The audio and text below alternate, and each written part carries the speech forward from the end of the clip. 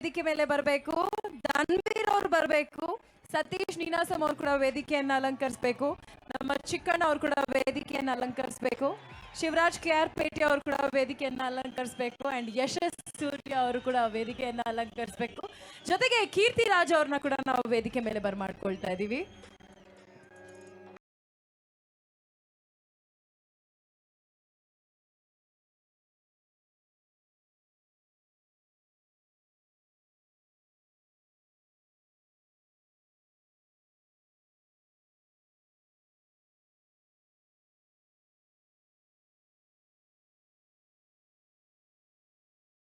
ಎಲ್ಲರೂ ಬಂದಿದ್ದಾರೆ. ದಯವಿಟ್ಟು ವೇದಿಕೆ ಸೆಂಟರ್ಗೆ ಬಂದ್ಬಿಡ್ಬೇಕಂತೆ. ದಯವಿಟ್ಟು ಎಲ್ಲರೂ ಇನ್ನು ಮುಂದೆ ಸರಿ, ಈ ಕಡೆ ನನ್ನ ಲೆಫ್ಟ್ಗೆ. Okay, light.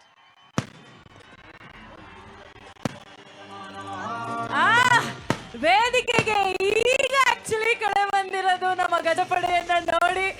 ಸೊ ಡೈರೆಕ್ಟ್ ಆಗಿ ಅವ್ರನ್ನ ಮಾತಾಡ್ಸ್ಬೇಡ. ಈ ವೇದಿಕೆಯನ್ನ ಕುರಿತು ಏನ್ ಹೇಳೋದಕ್ಕೆ ಇಷ್ಟಪಡ್ತಾರೆ ಅಂತ ನಮ್ಮ ವಿನೋದ್ ಸರ್. ಓಕೆ, ಈ ಸಲ ಧನ್ವೀರಿಂದ ಶುರು ಮಾಡೋಣ ನಾವು. ಏನು ಚಿಕ್ಕಣ್ಣ ಮಾತಾಡ್ಬೇಕಾ?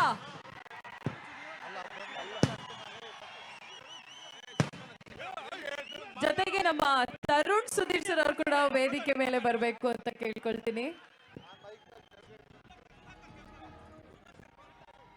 ಶ್ರುತ ಸುಧಾಕರ್ ಅವರು ಕೂಡ ವೇದಿಕೆ ಮೇಲೆ ಬರಬೇಕು.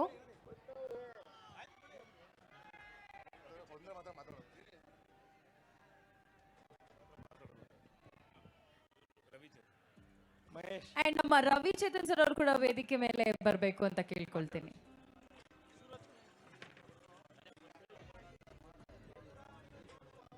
ಎಲ್ರಿಗೂ ನಮಸ್ಕಾರ. ಶ್ರೀರಂಗಪಟ್ಟಣ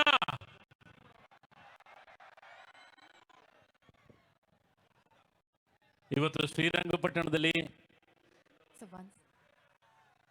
ಬಂಗಾರದಂತ ಮನಸ್ಸಿನ ವ್ಯಕ್ತಿಯ ಬೆಳ್ಳಿ ಹಬ್ಬ 25ನೇ ವರ್ಷ.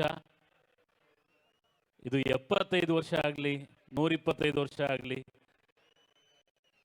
ಆಗ್ಲೂ ಕೂಡ ಅಭಿಮಾನಿಗಳ ಅಭಿಮಾನ ಪ್ರೀತಿ ಯಾವಾಗಲೂ ಇದೇ ಇರುತ್ತೆ ಅನ್ನೋ ಒಂದು ನಂಬಿಕೆ ಖಂಡಿತವಾಗ್ಲೂ ಇದೆ.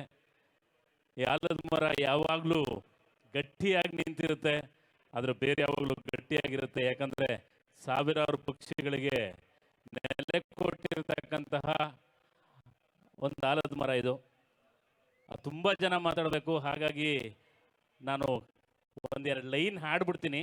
ಜಾಸ್ತಿನೂ ಆಡಲ್ಲ, 4 ಲೈನು. ನಿಂದು ತಾಯಿ ಗುಣ ತೀರೋದಿಲ್ಲ ಋಣ,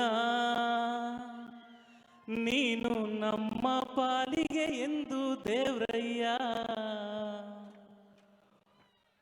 ತಾನು ನೋವಾ ನುಂಗಿ ಜೀವ ನೀಡೋ ಮಗ, ನಿನ್ನ ಪಡ್ಕೊಂಡಿದ್ದೆ ಪುಣ್ಯ ಕಾಣಯ್ಯ. ಯಜಮಾನ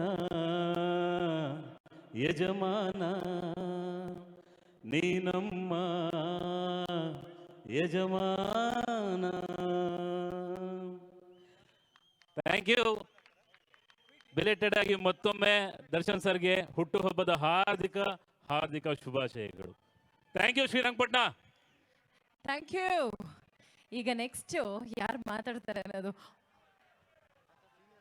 ನಂದಾಯ್ತು. ಇದೇನಿದು